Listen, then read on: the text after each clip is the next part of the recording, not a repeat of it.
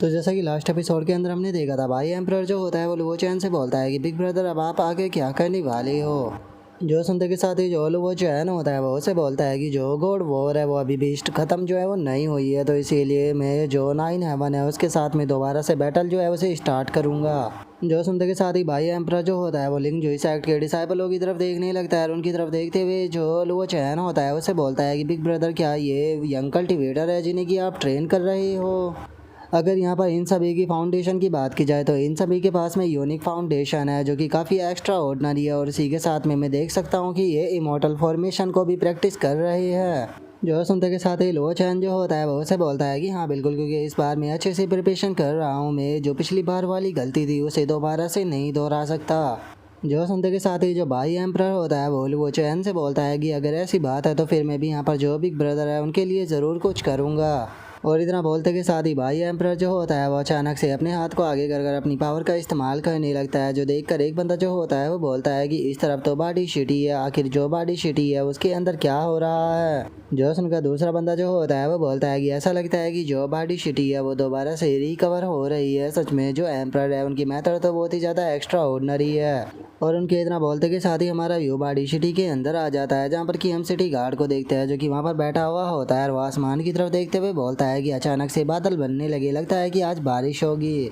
और उसके इतना बोलते के साथ ही अचानक से पूरी जगह जो होती है वो हिलना स्टार्ट हो जाती है और हम देखते हैं कि उसके सामने से अचानक से एक पैलेस जो होता है वो निकल कर बाहर आ जाता है, जिसे देखने के बाद में वो सिटी गार्ड भी हैरान होते हुए बोलता है कि क्या जो बॉडी सिटी है वो रिस्टोर हो रही है। सच में ये तो बहुत ही ज़्यादा अमेजिंग है। आखिर किसने सोचा था कि जो बॉडी शिटी है वो दोबारा से रिकवर भी हो सकती है। और अगर जो बॉडी शिटी है वो यहाँ पर रिकवर होती है तो चूँकि बॉडी शिटी के साथ में मेरा डेस्टिनी कनेक्शन है, तो इसीलिए मेरी कल्टीवेशन जो है वो भी यहाँ पर इंक्रीज ज़रूर होगी। और उस सिटी गार्ड के इतना बोलते के साथ ही हम देखते हैं कि अचानक से उसकी बॉडी के अंदर से बहुत ही ज़्यादा एनर्जी निकलने लगती है और वो फाइनली होली रियलम पर ब्रेक थ्रू कर लेता है। जो देखने के बाद में वो सिटी गार्ड भी बहुत ही ज़्यादा खुश हो जाता है और खुश होते हुए बोलता है कि फाइनली मैंने होली रियलम के अंदर इंटर कर लिया। इसका मतलब यंग मास्टर लुओ चैन ने बिल्कुल सही कहा था, अगर मैं यहाँ पर बॉडी सिटी को प्रोटेक्ट करता हूँ तो मुझे ग्रेट अपॉर्चुनिटी ज़रूर मिलेगी।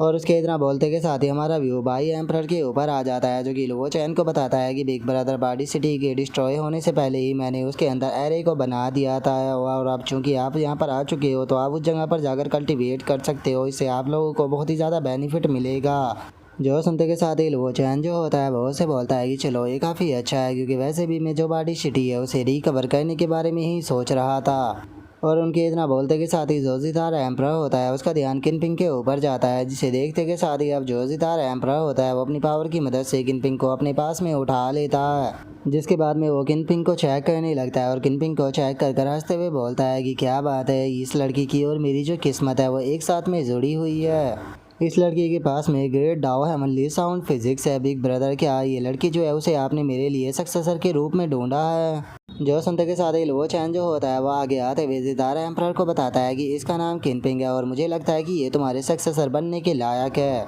जो सुनकर अब जितारा एम्प्रर जो होता है वो भी मुस्कुराने लगता है और मुस्कुराते हुए बोलता है कि ठीक है, अगर बड़ा भाई ऐसा ही चाहता है तो फिर मैं भी उनकी जो ख्वाहिश है उसे पूरा ज़रूर करूँगा। और इतना बोलकर जितार एम्प्रर जो होता है वो किनपिंग को अपना जितार जो होता है वो दे देता है और उसे देते हुए उसको बोलता है कि ये हेवनली साउंड जितार है जो कि मैं तुम्हें दे रहा हूँ, तो इसका अच्छे से ध्यान रखना। जो देखकर अब जो किनपिंग होती है वो भी थोड़ा हिचकिचाते हुए जो लुओ चैन होता है उसकी तरफ देखने लगती है, जो देखने के बाद में लुओ चैन जो होता है वो उससे बोलता है कि ठीक है, इसे एक्सेप्ट कर लो, वैसे भी तुम्हारे पास में हेवनली डाउ कॉन्टेक्ट का एसेंस है, तो इसीलिए अगर तुम हेवनली साउंड जितार का इस्तेमाल करोगे तो तुम्हारे लिए बहुत अच्छा होगा।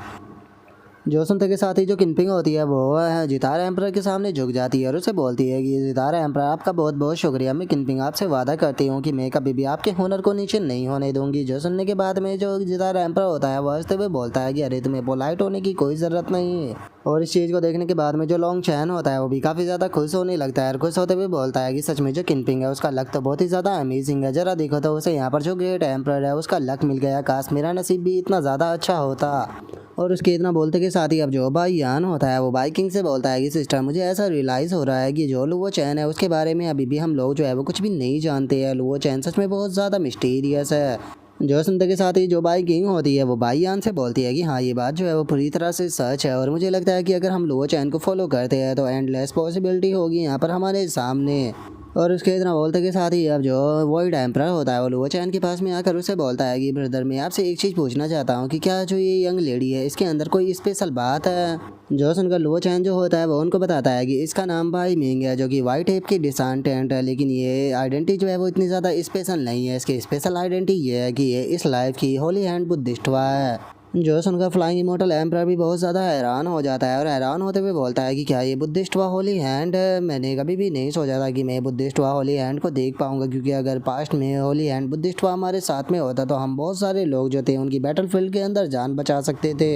लेकिन चलो ये काफ़ी अच्छी बात है कि यहाँ पर एक यंग लेडी जो है वो मिल गई है जिसके पास में होली हैंड बुद्धिस्ट हुआ है। तो ठीक है, यंग लेडी इस तरफ आओ। और इतना बोलते के साथ ही जो फ्लाइंग इमोर्टल एम्परर होता है वो बाइमिंग को उठाकर अपने पास में लेकर आ जाता है और सभी लोग उसे देखने लगते हैं। जो देखने के बाद में जो बेचारी बाइमिंग होती है उसे वहाँ पर कुछ भी समझ में नहीं आ रहा होता। और तभी हम देखते हैं कि चारों एम्परर जो होते हैं वो बहुत ही फनी तरह से ताली बजाते हुए बोलते हैं कि बहुत बढ़िया, ये इतना बुरा भी नहीं है।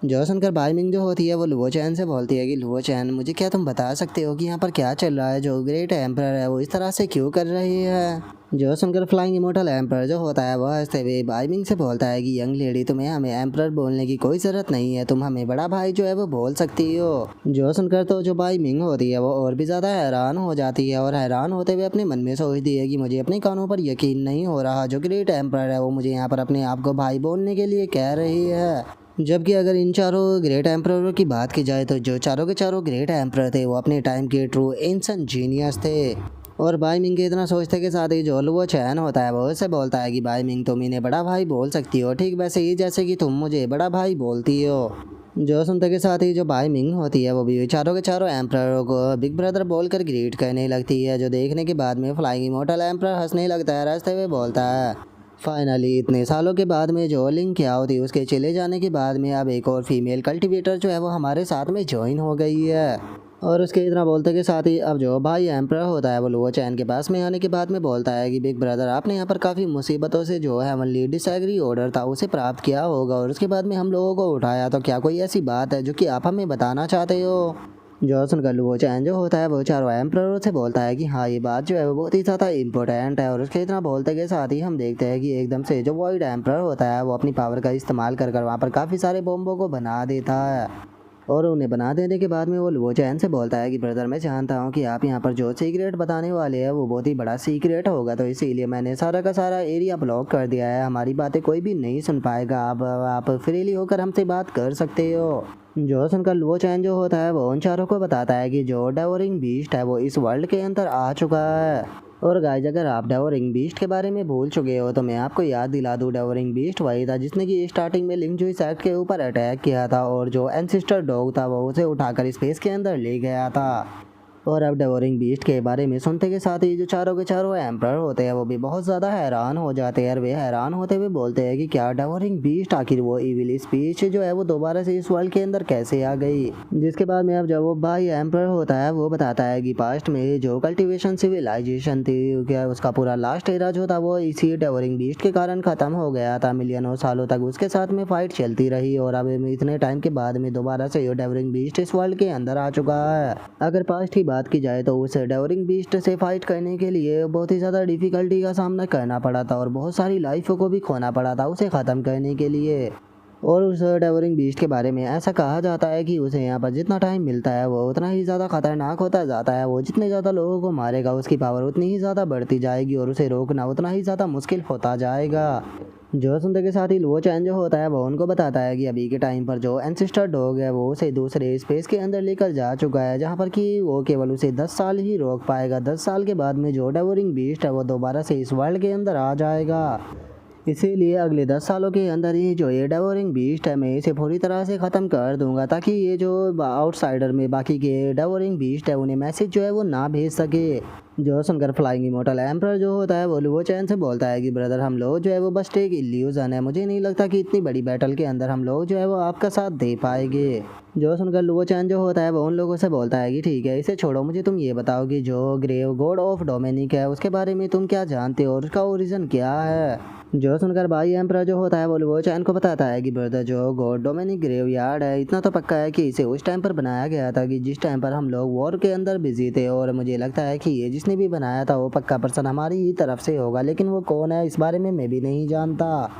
जो सुनते के साथ ही जो वो चैन होता है वो बोलता है कि उस पर्सन ने जो बैटल थी उसे पूरी तरह से क्लीन किया तो वो कोई ऑर्डिनरी इंसान तो नहीं हो सकता। और फैक्ट की बात यह है कि जो गॉड और डेमोनिक ग्रेवयार्ड है वो अभी तक भी टिकी हुई है, जो कि यहाँ पर उसकी पावर को भी दर्शाती है। इसीलिए मुझे लगता है कि जो तुम लोगों के शरीर है वो भी यहाँ पर पूरी तरह से सुरक्षित रखे हुए होंगे। इसका मतलब क्या वही है। जो सुनते के साथ ही जो सितारा एम्पर होता है वह हैरान होते हुए लुओ चैन से बोलता है कि बिग ब्रदर क्या आप हम लोगों को दोबारा से जिंदा करने वाले हो।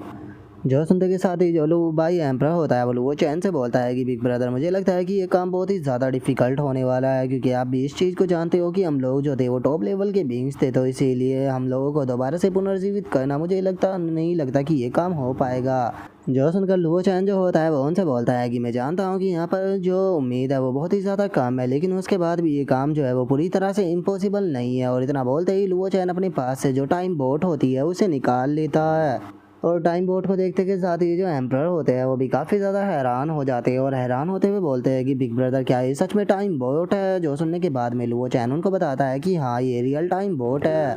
जो सुनते ही फ्लाइंग इमोर्टल एम्प्रर जो होता है वो भी हंसने लगता है। रास्ते पे बोलता है कि गेट ऑफ ऑल बीइंग को एक बार और ओपन करने के लिए मैंने बहुत ही बड़ा प्राइस पे किया था, लेकिन अब इस चीज़ को देखने के बाद में ऐसा लगता है कि मैंने यहाँ पर जितना बड़ा प्राइस पे किया था सच में ये पूरी तरह से बेकार नहीं गया।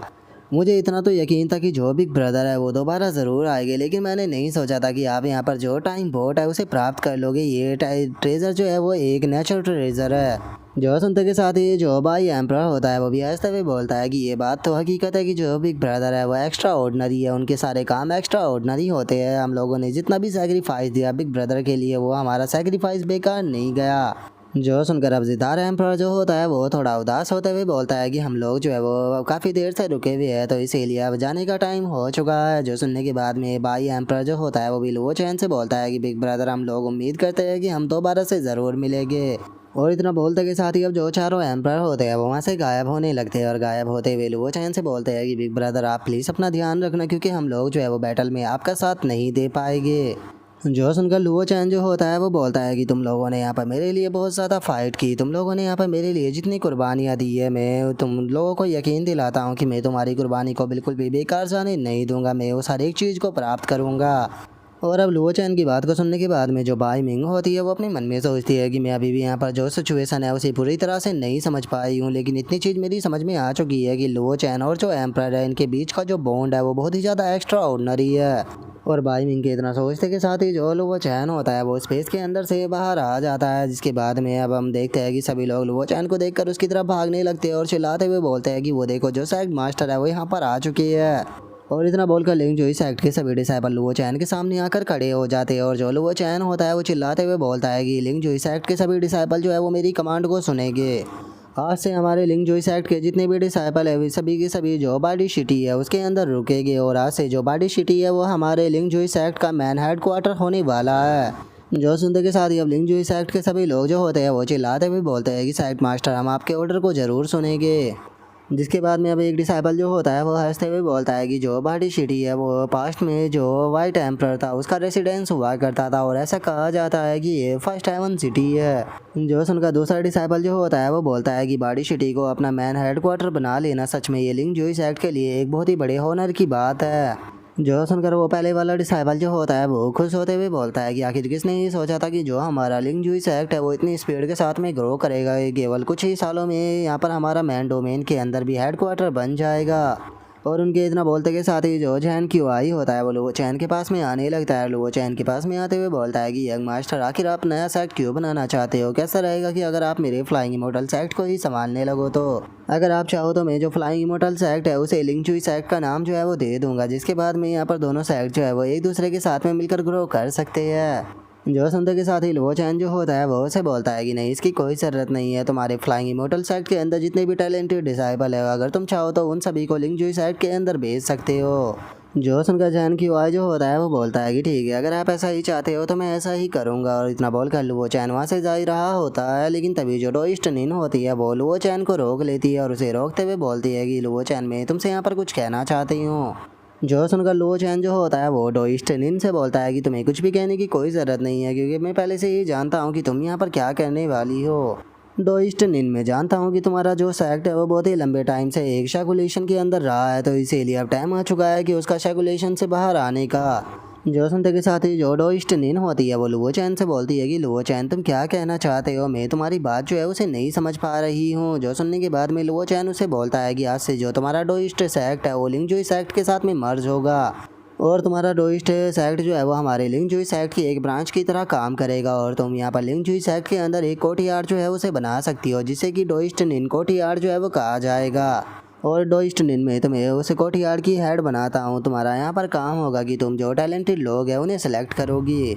और अब लुओ चैन की इस बात को सुनते के साथ ही जो ची युआन होती है उसे अचानक से बहुत ज़्यादा गुस्सा आ जाता है और वो गुस्से में चिल्लाते हुए लुओ चैन से बोलती है कि आखिर जो तुम्हारा लिंग जुई सेक्ट है उसे तुम क्या समझते हो, जो कि तुम मेरे डोइस्ट सेक्ट हो यहाँ पर अपना ब्रांच सेक्ट बनाने की बात कर रहे हो। जो सुनते के साथ ही जो डोइस्ट निन होती है वो ची युआन के ऊपर चिल्लाते हुए उसे बोलती है कि ची युआन अपने मुंह को बंद रखो और पीछे हटो। जो सुनने के बाद में ची युआन भी उसे ओके बोल देती है, जिसके बाद में अब जो डोइस्ट निन होती है वो लुओ चैन से बोलती है कि ठीक है यंग मास्टर, अगर आप ऐसा ही चाहते हो तो ऐसा ही होगा। से जो मेरा डोइस्ट सेक्ट है वो लिंग जुई सेक्ट को बिलोंग करेगा और उसके एक ब्रांच के रूप में काम करेगा।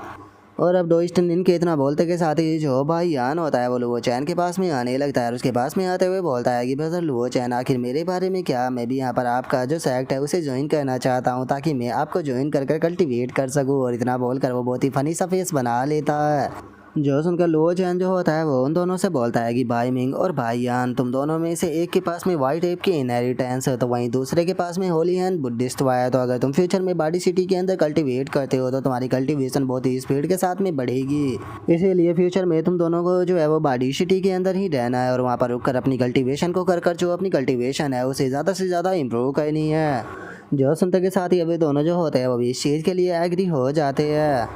जिसके बाद में अब हमारा व्यू जो होता है वो अगले दिन पर आ जाता है, जहाँ पर कि लुओ चैन फॉरेस्ट से होकर जा रहा होता है और वहाँ से जाते हुए बोलता है कि चलो ये काम तो खत्म हो गया, अब चलकर देखते हैं कि जो तीनों के तीनों टेल बीस्ट थे आखिर उन्हें क्या हो गया, वे अभी तक भी सेक्ट के अंदर क्यों नहीं आए हैं। क्योंकि उन तीनों का अचानक से इस तरह से डिसअपेयर हो जाना ये कोई छोटी मोटी बात नहीं है, पक्का इस चीज़ के पीछे कोई ना कोई बड़ा सीक्रेट छुपा हुआ है। और इतना बोलकर लुओ चैन वहाँ से जा ही रहा होता है, लेकिन तभी अचानक से उसे जो क्रेजी स्वॉर्ड मैन होता है उसके चिल्लाने की आवाज़ें आती है और हम देखते हैं कि क्रेजी स्वॉर्ड मैन वहाँ पर भागते हुए आते हुए बोलता है कि फाइनली मैंने आपको ढूंढ ही लिया। और अब क्रेजी स्वॉर्ड मैन को वहाँ पर देखने के बाद में लुओ चैन जो होता है वो क्रेजी स्वॉर्ड मैन से बोलता है कि तुम्हें क्या हुआ, क्या तुम अभी भी जो है वो मुझे फॉलो करना चाहते हो। जो सुनने के बाद में जो क्रेजी स्वॉर्ड मैन होता है वो हंसते हुए लुओ चैन से बोलता है कि बिल्कुल मैं आपका लैप डॉग हूँ, तो फिर आखिर ऐसा कैसे हो सकता है कि मैं आपको फॉलो ना करूँ। और वैसे भी मास्टर लुओ चैन, आपने तो यहाँ पर मुझे पुनर्जन्म दिया है तो इसीलिए मैं आपको फॉलो करना चाहता हूँ ताकि यहाँ पर आपने जितना बड़ा काइंडनेस मेरे ऊपर दिखाया है उसका रीपे जो है वो मैं ज़रूर कर सकूँ।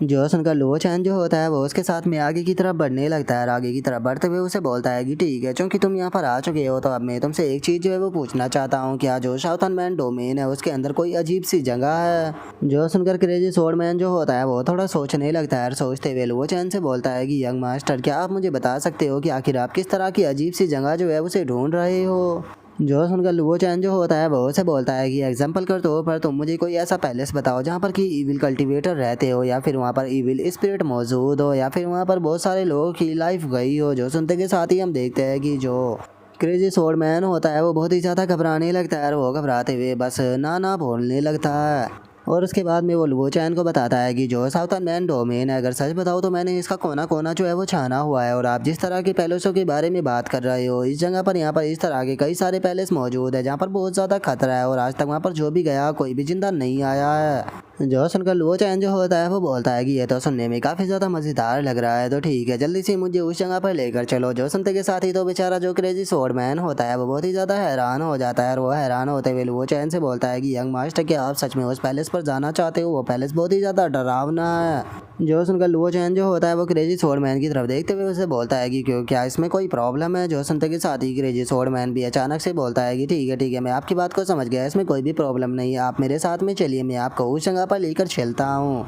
और इतना बोलते के साथ ही हम देखते हैं कि लुओ चैन और जो क्रेजी स्वॉर्ड मैन होता है वो दोनों एक जगह पर आ चुके होते हैं और वहाँ पर आने के बाद में क्रेजी स्वॉर्ड मैन बताता है कि यंग मास्टर, ये जगह जो है वो बहुत ही ज़्यादा फेमस है अपने डरावनेपन के लिए। आप ऐसा कह सकते हो कि ये जगह जो है वो बहुत ही ज़्यादा अजीब है, क्योंकि हर साल यहाँ पर बहुत सारे कल्टीवेटर जो होते हैं वो आते रहते हैं ताकि वे इस जगह के सीक्रेट के बारे में पता लगा सके, लेकिन आज तक जो भी इसके अंदर गया वो कभी भी इसके अंदर से वापस निकल कर नहीं आया। और अब क्रेजी स्वॉर्डमैन की इतना बोलते के साथ ही हमारा आज का एपिसोड यहीं पर ही कंप्लीट हो जाता है। तो नेक्स्ट एपिसोड के अंदर देखेंगे कि आगे क्या होता है। अगर आप लोगों को वीडियो अच्छी लगी हो तो लाइक करना, चैनल को सब्सक्राइब करना। मैं मिलता हूँ नेक्स्ट एपिसोड में, तब तक के लिए बाय बाय गाइस।